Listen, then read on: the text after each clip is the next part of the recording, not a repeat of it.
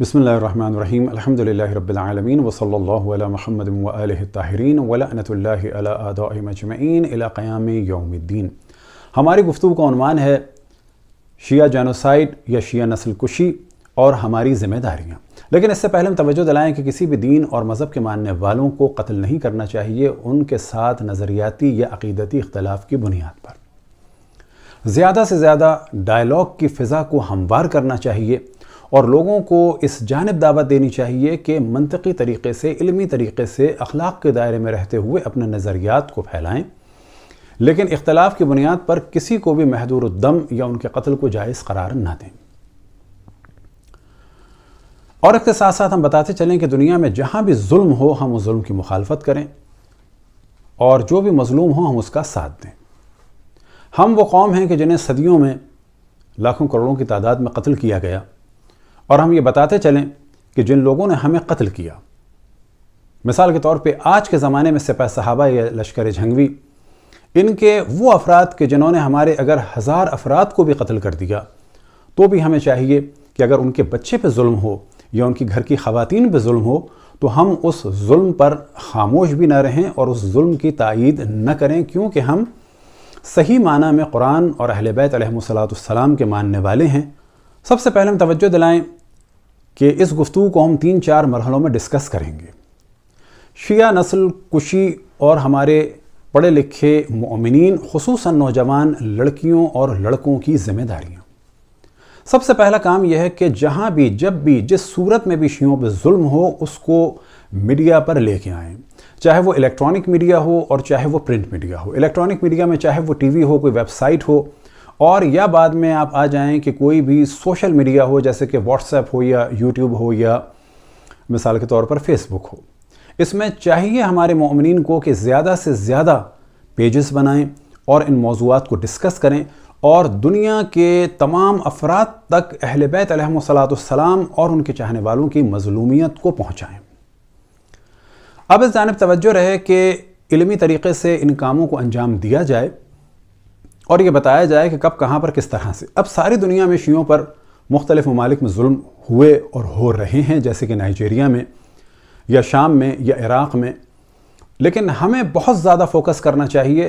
पहले मरहले में तो ज़ाहिर है कि सारी दुनिया के मोमिनीन को, लेकिन 2 ममालिक के मोमिनीन ऐसे हैं कि जिनके बारे में हमें बहुत ज़्यादा सेंसिटिव होना चाहिए, जिनमें से एक अफ़गानिस्तान और फिर पाकिस्तान,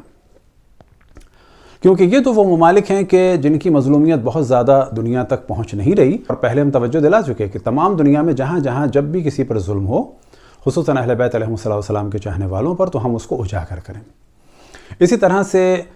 जिस दिन ये मज़लूमियत वाक़ई हुई हो, किसी को भी कत्ल किया गया हो, उसको हम उजागर करें और बाद में भी इस याद को फरामोश न होने दें। अब आपके इल्म में है कि कनाडा में ओंटारियो सूबे के लंदन शहर में जो 4 अफराद मारे गए, अब गो कि वो एक देवबंदी मस्जिद में जाते थे, लेकिन आया वो क्या अक़ीदा रखते थे इसको हम डिस्कस नहीं कर रहे, लेकिन वो देवबंदी मस्जिद में जाते थे और हम भी वहाँ पर गए और जाना भी चाहिए। लेकिन सवाल ये पैदा होता है कि उन्हीं दिनों में 10 अफ़गान मोमिनीन कि जो बारूदी सुरंगें ढूंढ रहे थे, और वो इस वजह से ढूंढ रहे थे कि औरों की जानें ख़तरे में न पड़ें, उन्हें कत्ल कर दिया गया। और 2 दिन पहले हम देखते हैं कि अफ़गानिस्तान में दोबारा धमाके के ज़रिए से कुछ मीडिया के अफराद के, जिनमें 2 लड़कियां भी थीं कि एक का नाम फ़ातिमा था, एक का नाम मासूमा था, उन्हें भी कत्ल किया गया और बाकी बाज़ अफराद को भी कत्ल किया गया।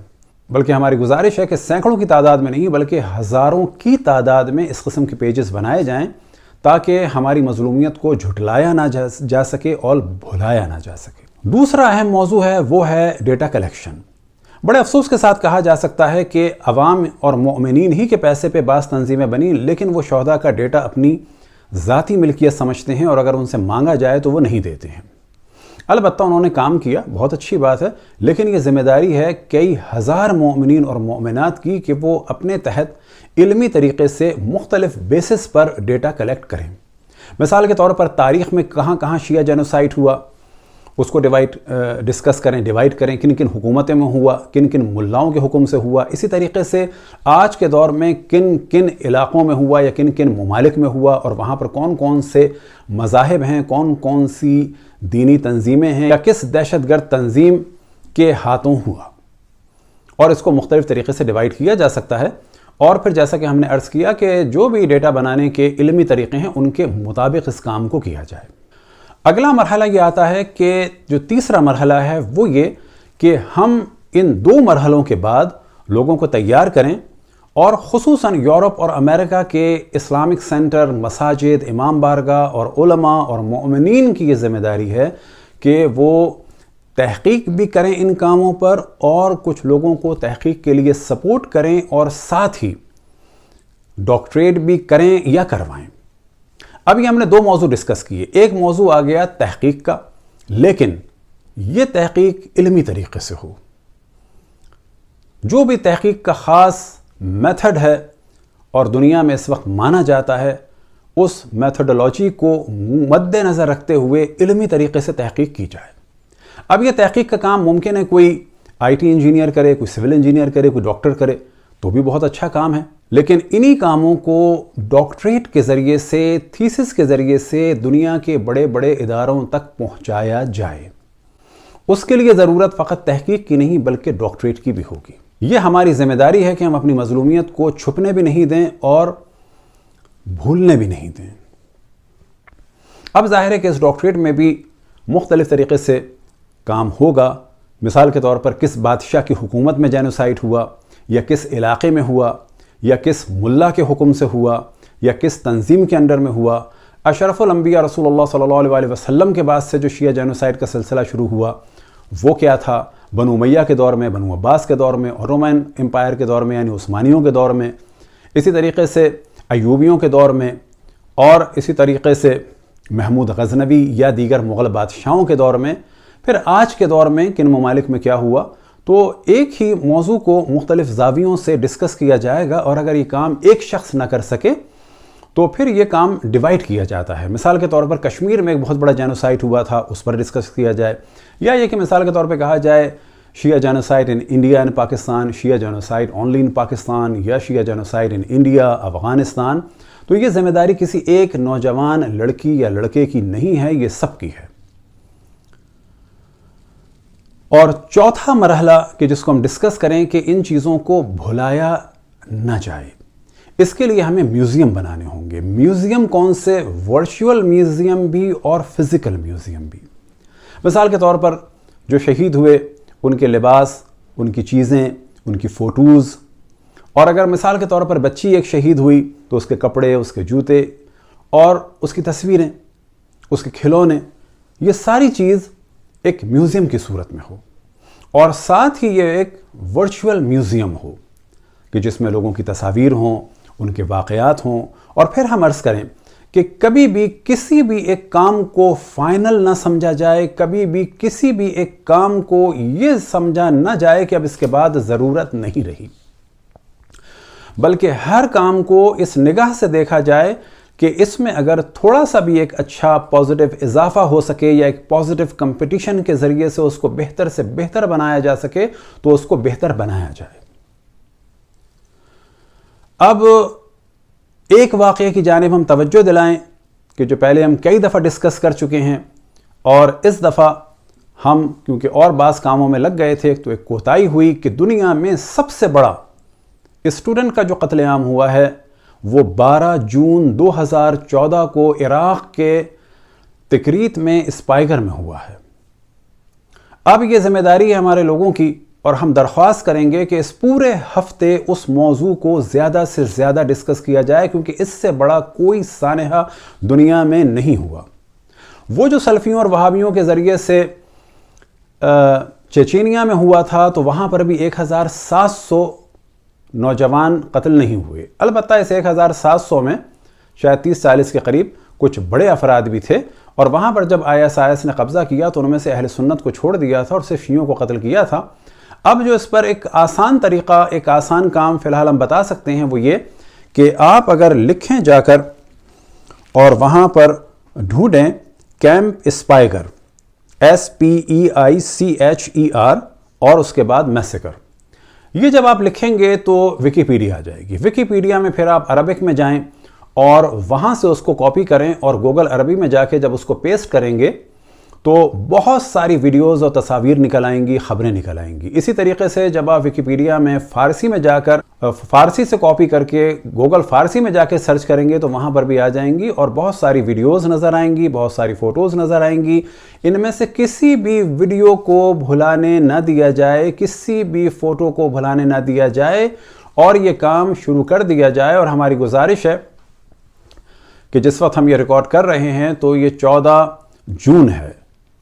تو کم از کم ایک ہفتے اس موضوع کو اتنا ڈسکس کیا جائے تاکہ دنیا تک پہنچے، اور یہ ذمہ داری ہے مومنین کی کہ بعد میں بھی ان دنوں کو یاد رکھیں، اور جو مختلف ہمارے کیلنڈر ہوں ان میں ان کو فراموش نہ ہونے دیا جائے۔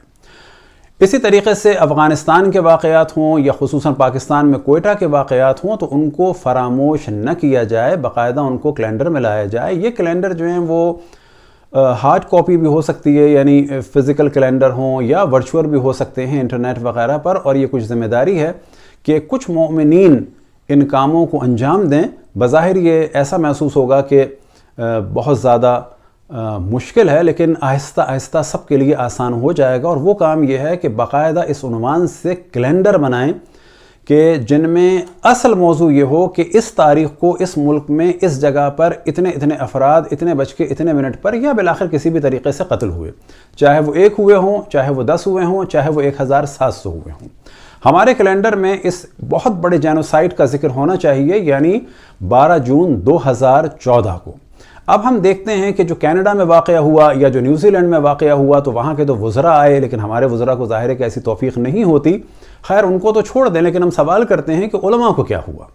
یہ تمام حالات اور واقعات عموماً دیوبندیوں کی جماعتوں کے ذریعے سے ہوئے، یہ قتل عام کے سلسلے، لیکن ہم دیکھتے ہیں کہ دیوبندی علماء نے کبھی بھی مظلوموں کا ساتھ نہیں دیا، اور ایک طرح سے اپنے ان لوگوں کے ان کاموں کو اپریشیٹ کیا،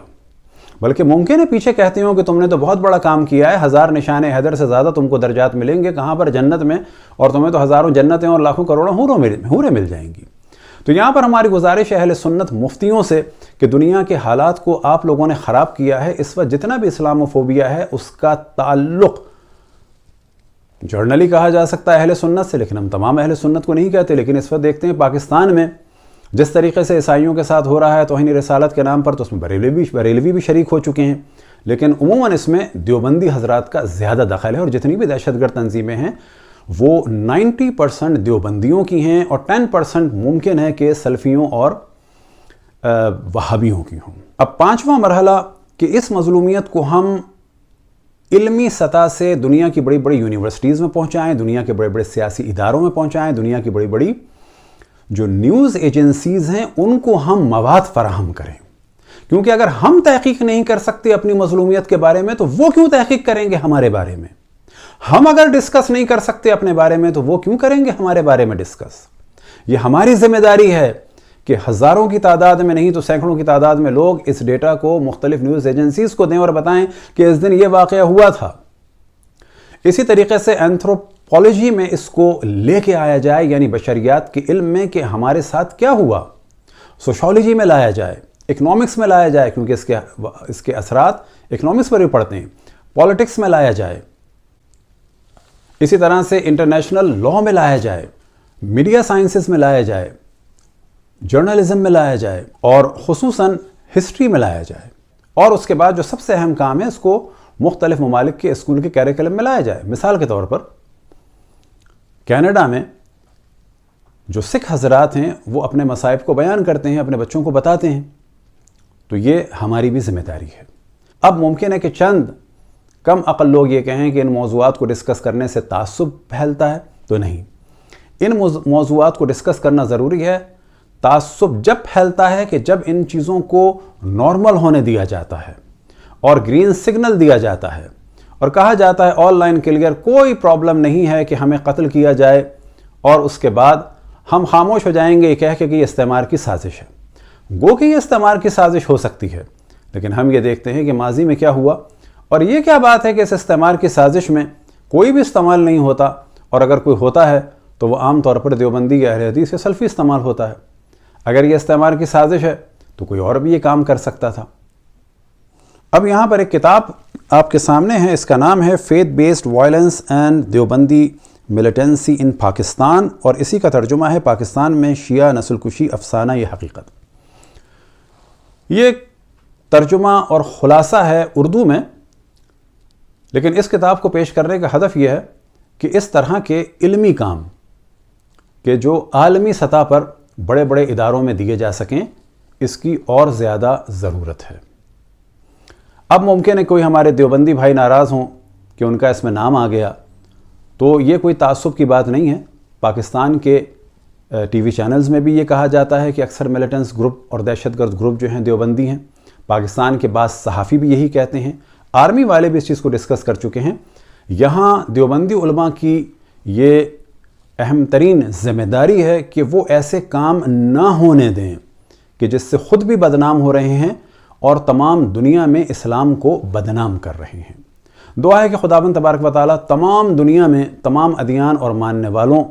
کو یہ توفیق عطا فرمائے کہ دوسرے کے دین اور مذہب کو جب ڈسکس کرنا ہو تو علمی طریقے سے ڈسکس کریں،